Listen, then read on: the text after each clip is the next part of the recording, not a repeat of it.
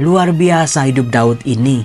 Pantesan dia hebat karena apa? Dia percaya, dia mengenal Tuhan, dia tahu cara kerja Tuhan dalam kehidupannya. Semoga kita semua kalau udah tahu mengenal Tuhan, tahu cara-caranya, apa yang dituntut Tuhan pada kita, hidup kita akan diangkat setinggi-tingginya seperti Raja Daud ini. Itu saudara-saudara cara menikmati firman Tuhan. Salam damai sejahtera saudara-saudara yang terkasih pencinta firman Tuhan. Berjumpa kembali dengan Bible Learning with Father Joseph. Saudara-saudara, bagaimana kabar Anda hari ini? Senang rasanya di bulan Desember ini sejuk banget Romo. Adem Romo, banyak hujan. Saya sangat suka Romo kalau habis turun hujan itu kayaknya bau-bau basah. Rumput, tanah yang sehabis hujan itu membawa kesejukan. Saudara-saudara, saya senang hidup Anda mulai pulih satu per satu. Harapan saya, doa saya tetap terus saya lambungkan pada Tuhan. Tuhan berkatilah rumah tangga anak-anakmu ini, kehidupan anak-anakmu ini, rasa damai yang sejati, sukacita yang berlimpah. Berkati kehidupan mereka, pulihkan rezeki mereka, sembuhkan mereka yang sakit. Dalam nama Bapa dan Putra dan Roh Kudus. Amin.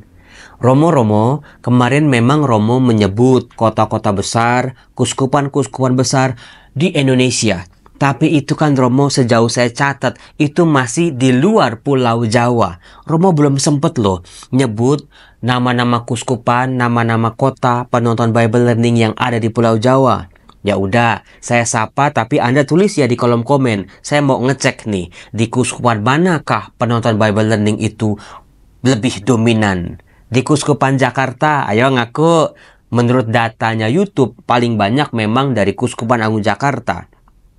Dari Bandung, katanya itu orang Bandung ya, itu semakin suka sama Bible Learning. Padahal di Bandung kan punya Romo Eko. Kurang apa coba? Punya juga Romo Bayu, itu juga hebat-hebat itu. Kemudian juga di Bogor. Alah, Bogor Romo bukan cuma terkenal asinannya saja, tapi juga mereka juga pecinta firman Tuhan. Siapa yang dari Bogor? Tulis di kolom komen. Nah, ini yang baru saya kunjungi kemarin dari Semarang. Romo, Kuskupan Agung Semarang, kuskupan paling besar katanya. Apakah ada penonton-penonton Bible Learning yang tinggal di daerah Semarang, di Kuskupan Semarang dan sekitarnya? Lalu juga dari Malang. Kalau Malang saya udah nggak meragukan lagi. Saya sudah ke sana berkali-kali. Memang banyak penonton Bible Learning dari Kuskupan Malang.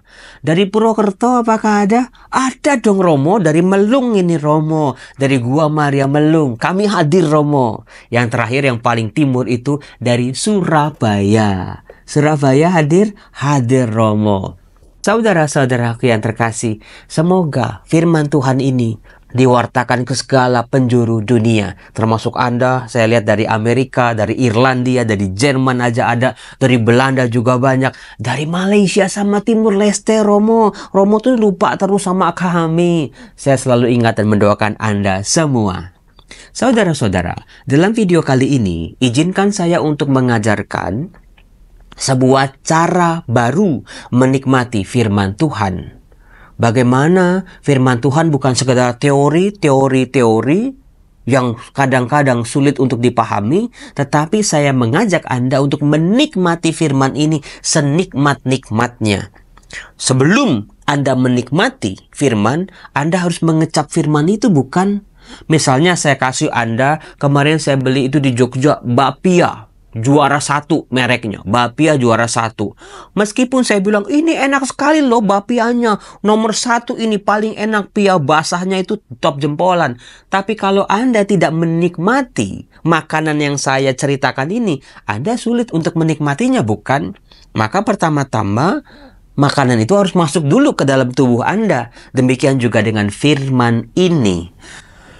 Ketika firman ini masuk ke telinga Anda dengar, Anda baca, harus masuk betul-betul ke seluruh tubuh Anda, indera, bagian-bagian tubuh Anda yang lain.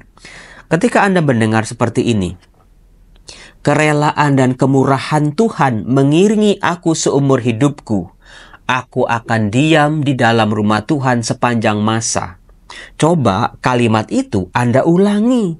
Nah, kalau ngulang-ngulang bosen Romo, trik baru adalah Anda coba nyanyikan. Maka saya akan mengajak Anda untuk menikmati firman Tuhan, apalagi Mazmur ya. Karena Mazmur adalah sebuah nyanyian, doa yang dinyanyikan itu namanya Mazmur. Coba saya contohkan, begitu lagu ini masuk ke telinga Anda, masuk ke batin Anda rasakan apa sih rasanya? Seperti ini. Dan aku pun akan diam dalam rumah Tuhan sepanjang masa.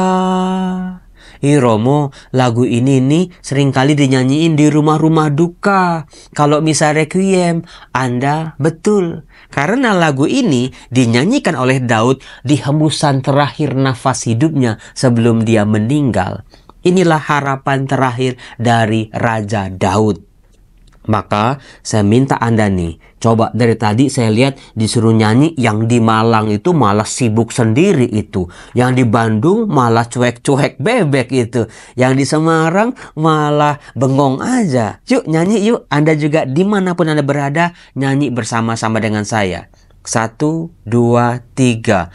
Dan aku pun akan diam dalam rumah Tuhan sepanjang masa.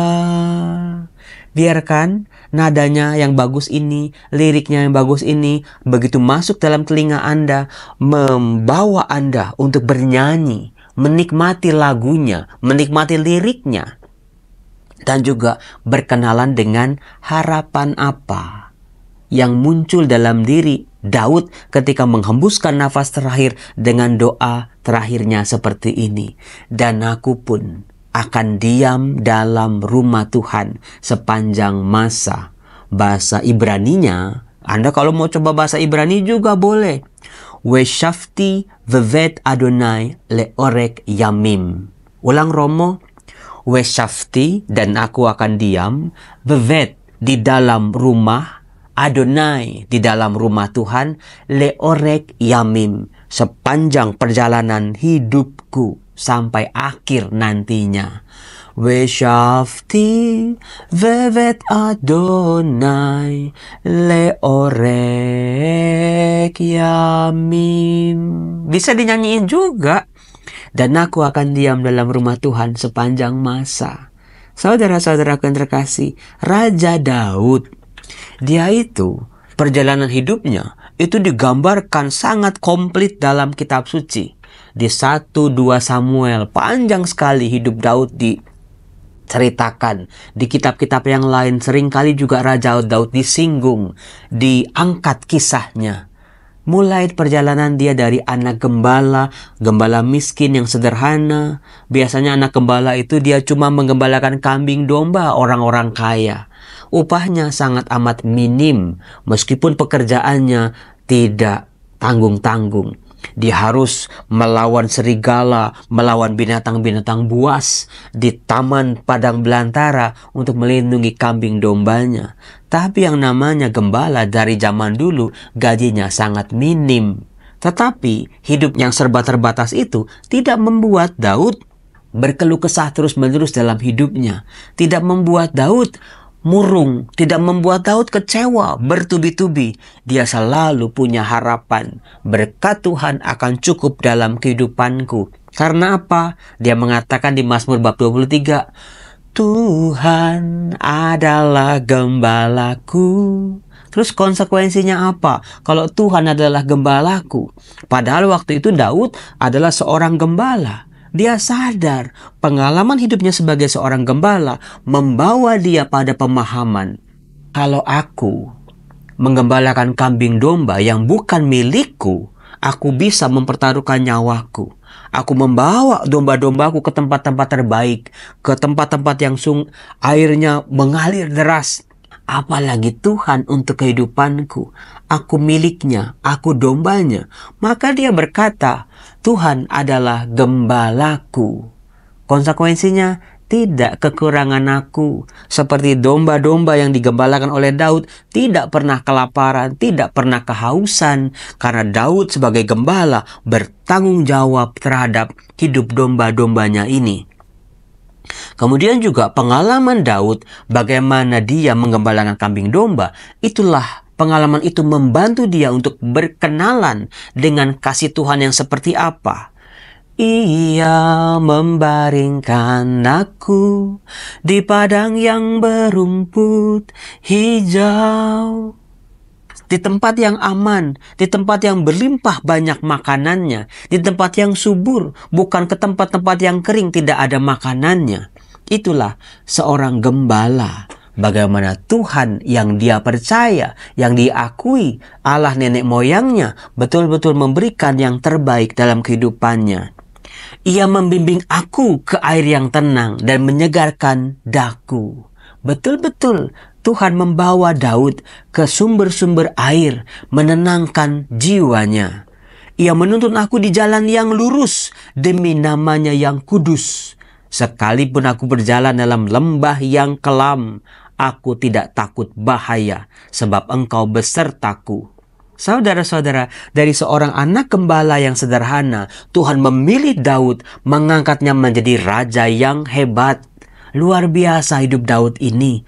Pantesan dia hebat karena apa? Dia percaya, dia mengenal Tuhan, dia tahu cara kerja Tuhan dalam kehidupannya.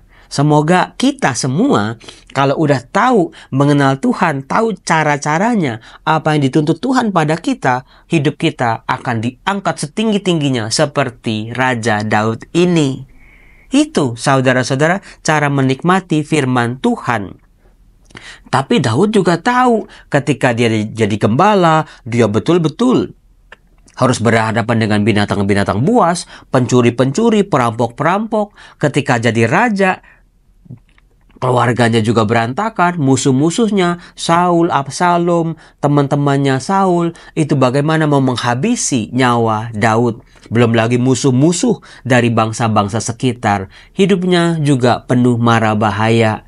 Jadi ketika jadi anak gembala, ada mara bahaya datang menghampiri Daud. Ketika sudah jadi raja di atas, mara bahayanya makin berlipat ganda. Tapi tetap kepercayaan Daud, harapan Daud tidak pernah berubah.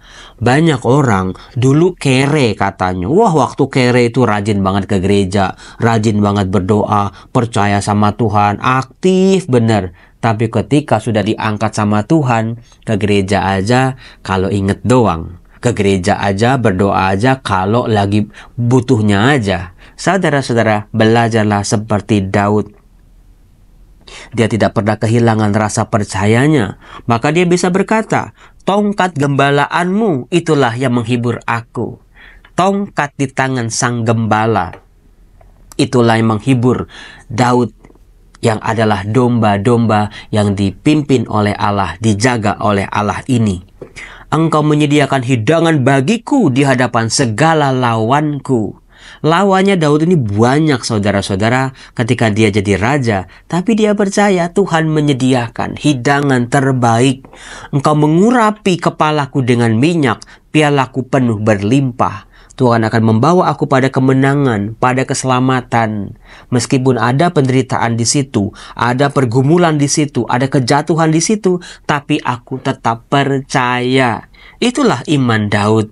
Maka kalau kita membaca Mazmur bab 23 yang dibacakan di Advent pertama ini, saya sangat berharap firman Tuhan mulai hidup dalam kehidupan Anda. Bukan cuma kita yang membaca firman Tuhan, tapi kok kayaknya dari tadi kebalik ya Romo. Kita ini yang dibaca oleh firman Tuhan ini. Itu hebatnya kitab suci. Dikatakan, kerelaan dan kemurahanmu mengiringi aku seumur hidupku. Bahasa Ibraninya, aktof waheshet yirdefuni kol yeme hayai. Kerelaan dan kemurahan Tuhan mengiringi aku seumur hidupku. Nah, ini dia ada kaitannya dengan kalimat yang saya nyanyikan tadi di awal. Bayangin saudara-saudara, Raja Daud. Dari gembala sampai jadi raja, dari dia usia muda sampai usia tua, dari orang belum mengenal dia sampai dia menjadi raja paling terkenal, dari dia nggak punya apa-apa sampai dia punya segalanya. Suka, duka sudah dia lewati. Tawa air mata sudah dia lalui. Gagal berhasil sudah dia hadapi semuanya. Sudah dilewati semua lika-liku kehidupannya. Dari nggak punya apa-apa sampai punya segalanya, bayangin coba. Dia sudah punya kerajaan, dia punya istana, dia punya istrinya banyak, anak-anaknya banyak. Daerah-daerah jajahannya banyak, orang-orang hormat, respek sama dia. Dia dipuji-puji setinggi langit. Sampai dia betul-betul cuma bisa jadi pelarian di gua-gua karena dikejar-kejar oleh Absalom dan musuh-musuhnya. Sampai kelaparan, minta-minta sama imam waktu pasukannya kelaparan. Tapi Daud ini kan orang yang sudah lengkap lah. Hidupnya itu sudah lengkap. Situasinya, relasinya dengan Allah itu sudah sangat amat lengkap. Ketika Daud akan mengakhiri kehidupannya, di nafas terakhirnya, di doa terakhirnya ya, orang yang sudah ada di puncak ini, apa sih yang dia minta? Ternyata yang dia minta bukan kesembuhannya lagi, bukan kerajaannya bisa berlangsung selama-lamanya oleh anak cucunya, bukan kesembuhan bahkan, tidak. Bukan istana yang baru, dokter yang hebat, tabib yang ajaib yang bisa menyembuhkan sakit penyakitnya dia. Yang dia minta cuma satu. Dan aku akan diam dalam rumah Tuhan sepanjang masa. Rumah Tuhan. Bet Adonai. Ibraninya tadi apa? Weshafti, vevet Adonai, leorek yamim. Leorek yamim. Orek itu jalan ya. Yamim, sepanjang hidupku. Pada akhirnya aku akan menemukan sebuah tempat peristirahatanku. Di mana? Rumah Tuhan. Sepanjang hidupku. Jadi saudara-saudara, Anda boleh minta apa, mohon apa sama Tuhan. Doa-doa Anda lambungkan buat diri Anda, buat keluarga Anda, buat pasangan hidup Anda, buat anak-anak Anda, buat orang tua Anda, buat segala jenis situasi Anda saat ini, supaya kekayaanku Tuhan tidak berkurang sedikit pun misalnya. Supaya anak cucu tidak meminta-minta. Supaya anak sekolah bisa dibayarkan. Anak kuliah bisa ada jalan keluarnya ini. Kesembuhan demi kesembuhan. Boleh Anda minta itu semua, boleh saja. Tapi sadarlah. Jangan pernah lupa dengan permintaan terakhirmu. Saya cuma bertanya ya. Nanti kalau saat kita tiba. Kan kita pasti tiba lah. Cuman kapannya kita nggak tahu. Apa sih permohonan apa yang Anda ucapkan pada Tuhan sebelum Anda menutup mata? Romo, saya mau belajar Romo dari Daud Romo. Dan aku pun akan diam dalam rumah Tuhan sepanjang masa. Mo, jadi nangis mo. Keluar nih air mata. Iya ya Romo. Di balik semua kelelahan, kesibukan kita di dunia ini yang sebetulnya cuma sementara, kita lupa sama rumah Tuhan, rumah kita di surga sana. Ada taman yang indah. Betul-betul ada hidangan yang berlimpah buat kita. Itu yang kita lupa. Kita terlalu mintanya dunia dengan segala tipu dayanya. Maka kita ketipu berkali-kali, kita kena prank berkali-kali karena kita lupa minta sesuatu yang harusnya kita minta. Maka sebelum saat itu tiba nanti, ya kalau sempat, kalau nggak sempat tiba-tiba gitu ya belum sempat minta sama Tuhan, minta sekarang. Dan aku pun akan diam dalam rumah Tuhan sepanjang masa. Rumah Tuhan yang seperti apa? Nanti Anda baca sendiri itu. Yesaya bab 25, kemudian juga Matius bab 15. Bagaimana janji Tuhan di kitab Yesaya akan menghadirkan hidangan yang berlimpah, kemenangan demi kemenangan, pemulihan demi pemulihan, kesembuhan demi kesembuhan. Yesaya bab 25. Kemudian nanti di Matius bab 15, Tuhan Yesus menghadirkan kembali apa yang dilakukan oleh Allah dalam perjanjian lama. penggandaan roti, orang sakit disembuhkan, yang terpuruk diangkat kembali. Itulah yang bingkai, membungkus, dan aku pun akan diam dalam rumah Tuhan sepanjang masa. Semoga Romo saya ini pantas masuk ke dalam kerajaan surga. Romo, semoga saya cukup bersih, Romo, bisa masuk ke rumah Tuhan. Romo, semoga rumah Tuhan yang dijanjikan bukan hanya berlaku nanti setelah meninggal, tapi saat ini pun rumah tanggaku, keluargaku adalah rumah Tuhan. Hatiku adalah rumah Tuhan. Itulah dekorasi Natal di masa Advent ini. Rumah Tuhan, Tuhan akan tinggal di dalamnya. Bersihkan dari sekarang. Nah, sama-sama ya.